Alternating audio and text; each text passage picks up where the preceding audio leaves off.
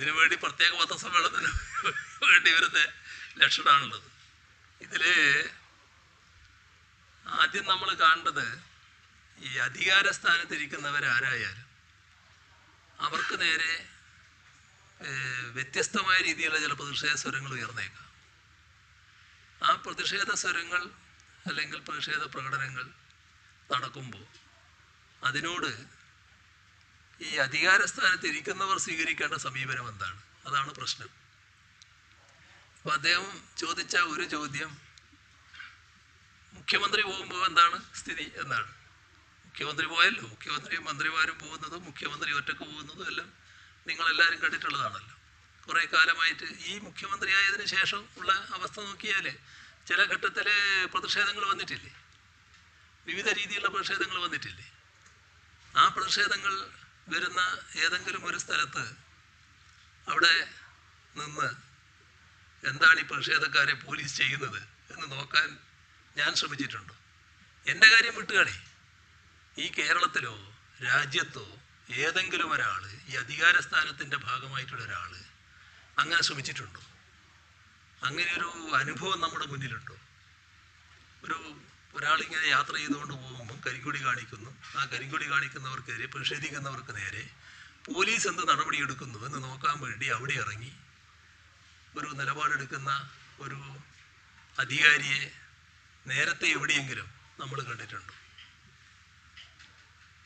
അപ്പോൾ എന്താണ് ഇദ്ദേഹം അങ്ങനെയൊരു നിലപാടെടുക്കാൻ കാരണം? അത് സാധാരണ സെക്യൂരിറ്റി നടപടികൾക്ക് തന്നെ വിരുദ്ധമായിട്ടുള്ള കാര്യമല്ലേ? സെക്യൂരിറ്റി നിലപാടുകൾക്ക് വിരുദ്ധമായ കാര്യമല്ലേ?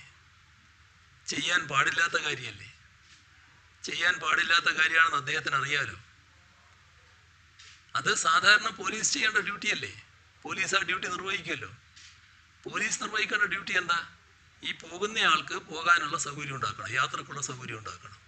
പ്രതിഷേധത്തിന് വരുന്നവരെ അവർ സ്വാഭാവികമായിട്ട് തടയും. അതിൻ്റെ ഭാഗമായുള്ള നിയമ നടപടികളുണ്ടെങ്കിൽ ആ നിയമ നടപടികൾ സ്വീകരിക്കും. ആ നിയമ നടപടികൾ ഞാൻ പറയുന്നത് പോലെ സ്വീകരിക്കണം. ആ FIR എന്നെ കാണിക്ക് എന്ന് ഏതെങ്കിലും ഒരാൾ ഇങ്ങനെ ഒരു സംഭവ സ്ഥലത്ത് ഇറങ്ങി നിന്നിട്ട് ആ FIRന് വേണ്ടി സമരം നടത്തുന്ന സ്ഥിതി നമ്മൾ കണ്ടിട്ടുണ്ടോ? അത് സാധാരണ ചെയ്യാൻ പാടുള്ളൊരു കാര്യമാണോ? അപ്പം നമ്മുടെ ജനാധിപത്യ സംവിധാനത്തിലുള്ള തുടർച്ചയായുള്ളൊരു നിലപാടിന് വിരുദ്ധമായ നിലപാടാണ് ആരിഫ് മുഹമ്മദ് ഖാൻ എന്ന കേരളത്തിലെ ഗവർണർ സ്വീകരിക്കുന്നത്. അതാണ് നമ്മൾ ആദ്യം കാണേണ്ടത്. അതിൻ്റെ ഭാഗമായി അദ്ദേഹം എന്നെക്കുറിച്ച് പലതും വിളിച്ചു പറഞ്ഞിട്ടുണ്ടാവും. അത് അദ്ദേഹം നേരത്തെ പറഞ്ഞുകൊണ്ടിരിക്കുകയാണല്ലോ. അത് വേറൊരു കാര്യമാണ്. ഇവിടെ നേരത്തെ തന്നെ അദ്ദേഹം എടുത്തൊരു നിലപാടുണ്ട്. അത് ഈ കോഴിക്കോട് എന്ന് പറഞ്ഞല്ലോ, നിങ്ങൾ എൻ്റെ കൂടെ വരണ്ട. ആര്? പോലീസ്. അങ്ങനെ ഏതെങ്കിലും ഒരു ഗവർണർ പറഞ്ഞിട്ടുണ്ടോ നേരത്തെ? എവിടെയെങ്കിലും അങ്ങനെ ഒരു നിലപാടെടുത്തിട്ടുണ്ടോ? എന്നിട്ട് നമ്മുടെ മിഠായി തെരുവിൽ പോയി ഇറങ്ങി നടക്കുകയല്ലേ? അതെന്താണ്? ആ സ്വീകരിച്ച നിലപാടിൻ്റെ അർത്ഥം എന്താണ്? ഇപ്പോൾ അദ്ദേഹം ആവശ്യപ്പെട്ടിട്ടാണോ കേന്ദ്ര ഗവൺമെൻറ് പ്രത്യേകമായിട്ട് നിലപാടെടുത്തതാണോ എന്നറിയില്ല, ഈ സുരക്ഷ CRPFന് കൈമാറി എന്നാണ് പറയുന്നത്. അത് വളരെ വിചിത്രമായൊരു കാര്യമാണ്. ഈ സ്റ്റേറ്റിൻ്റെ തലവനാണല്ലോ അദ്ദേഹം. സ്റ്റേറ്റിൻ്റെ തലവൻ എന്ന നിലക്ക് ഏറ്റവും കൂടുതൽ സുരക്ഷ ലഭിക്കുന്ന സ്ഥാനത്താണ് അദ്ദേഹം ഇരിക്കുന്നത്. ആ സുരക്ഷ വേണ്ട എന്നാണ് പറഞ്ഞത്. ഇപ്പം ഏത് സുരക്ഷയിലേക്കാണ് അദ്ദേഹം പോകുന്നത്? നമ്മുടെ കേരളത്തിൽ ഇപ്പം തന്നെ ചിലർക്ക് കേന്ദ്ര സുരക്ഷയുണ്ട്.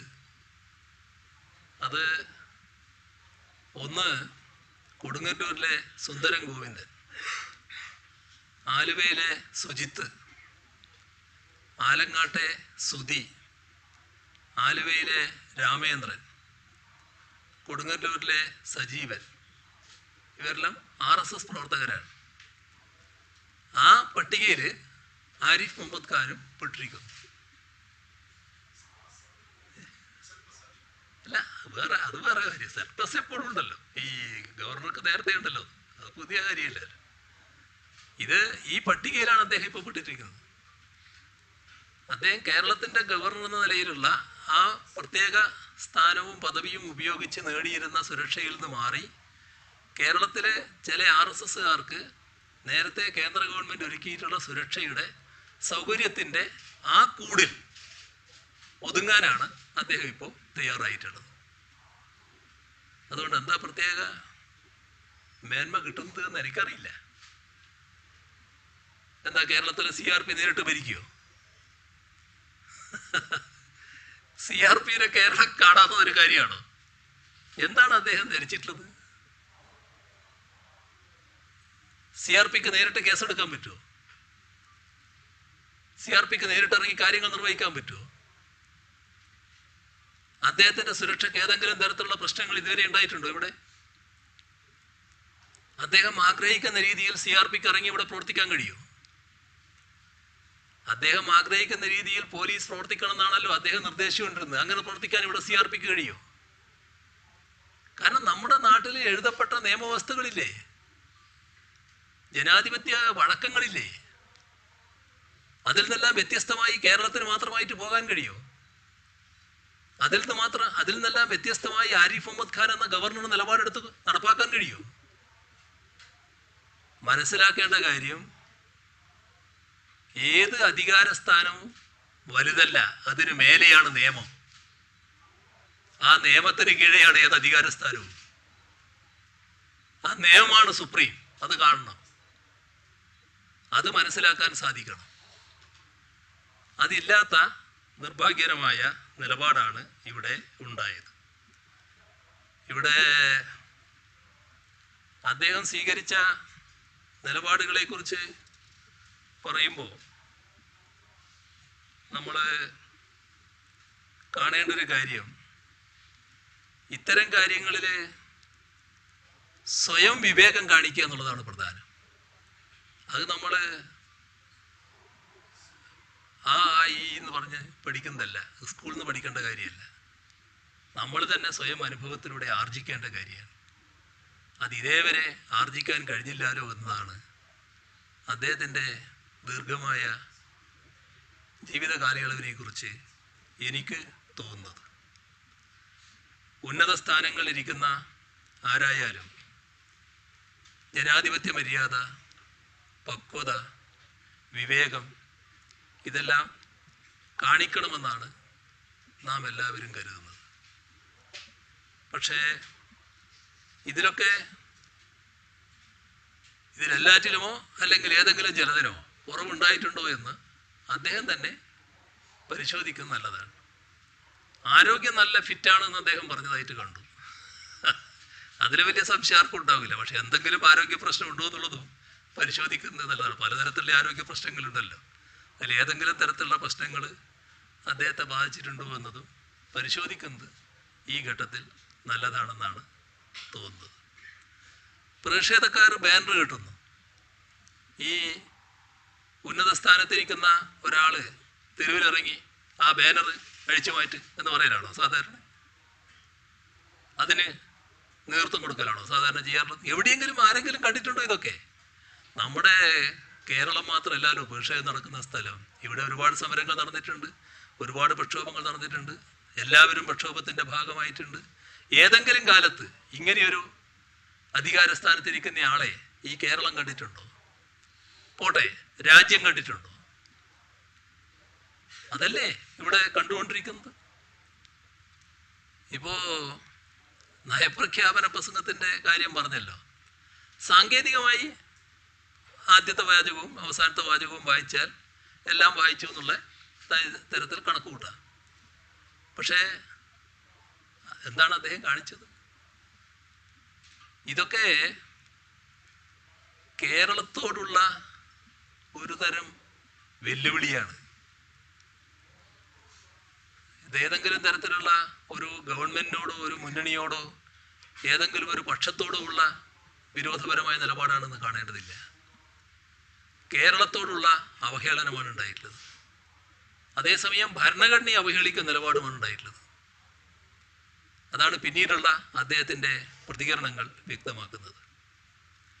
അദ്ദേഹത്തിന് നയപ്രഖ്യാപന പ്രസംഗം വായിക്കാൻ സമയമില്ല. 1.5 മണിക്കൂർ റോഡിൽ കുത്തിയിരിക്കാൻ നല്ല സമയമുണ്ട്. വളരെ ബേഷ്. അത്തരത്തിലുള്ള പ്രകടനങ്ങൾക്ക് അദ്ദേഹത്തിന് ഒരു പ്രയാസമില്ല. FIR ഇടാൻ ഒരു കുത്തിയിരിപ്പ് വേണം. സാധാരണ ഏത് പോലീസ് സ്റ്റേഷനിൽ നടക്കുന്ന കാര്യമല്ലേ ഇത്? അതിന് റോഡിൻ്റെ സൈഡിൽ പോയി കുത്തിയിരിക്കേണ്ട കാര്യമുണ്ട്. ഇദ്ദേഹം തന്നെ പറഞ്ഞിട്ടുള്ളത് രാജ്യത്തെ ഏറ്റവും മികച്ച പോലീസ് സംവിധാനം കേരളത്തിലുണ്ട് എന്നാണല്ലോ. അവർ സ്വയമേവ ചെയ്തുകൊള്ളില്ലേ അത്? അതിന് ഇദ്ദേഹം പോയി കുത്തിയിരിക്കേണ്ട കാര്യമില്ലല്ലോ. അതാണ് അത് സംബന്ധിച്ച് പറയാനുള്ളത്. നിങ്ങൾ ചോദിച്ച ചോദ്യങ്ങൾക്കെല്ലാം ആയി എന്നാണ് ഞാൻ കരുതുന്നത്. അല്ല, അത് ഞാൻ നേരത്തെ പറഞ്ഞതാണ്. അത് കേന്ദ്ര ഗവൺമെന്റ് നിലപാടെടുക്കുന്നവരെ ഇത് തുടരും. അതേ ഉള്ളൂ. ഓ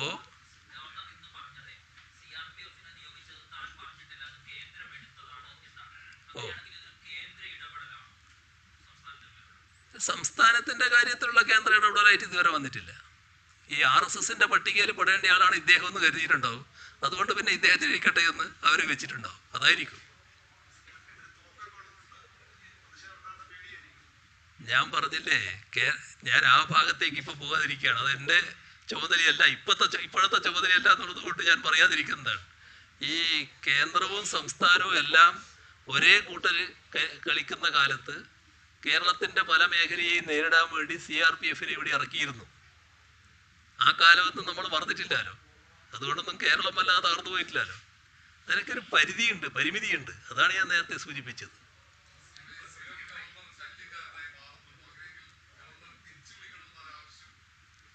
അതൊക്കെ ജനാധിപത്യ സംവിധാനത്തിന്റെ ഭാഗമല്ലേ. അത് നമുക്ക് നോക്കാം എവിടെ എത്തുന്നത്. പിന്നെ ഒരു കാര്യം നിങ്ങൾ ചോദിച്ചല്ലോ, പ്രതിപക്ഷ നേതാവ് പറഞ്ഞതിനെ പറ്റി. പ്രതിപക്ഷ നേതാവും ഇദ്ദേഹവും ഗവർണറും പറഞ്ഞത് ഒരേ രീതിയിൽ തന്നെയല്ലേ. ഞങ്ങളെ വിമർശിക്കുമ്പോൾ കുറച്ചുകൂടി കടുപ്പത്തിൽ പ്രതിപക്ഷ നേതാവ് പറഞ്ഞിട്ടുണ്ടാവും. പക്ഷേ ഈ വിദ്യാർത്ഥികൾ ഇറങ്ങി പ്രക്ഷോഭം നടത്തിയ കാര്യത്തെപ്പറ്റി ഗവർണർ പറഞ്ഞതും പ്രതിപക്ഷ നേതാവും പറഞ്ഞതും ഒരേ സ്വരാണല്ലോ. ഏകദേശം വാചകം തന്നെ ഒന്നാണല്ലോ.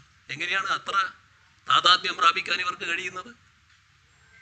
അതൊരു ആശ്ചര്യകരമായ കാര്യമാണ്.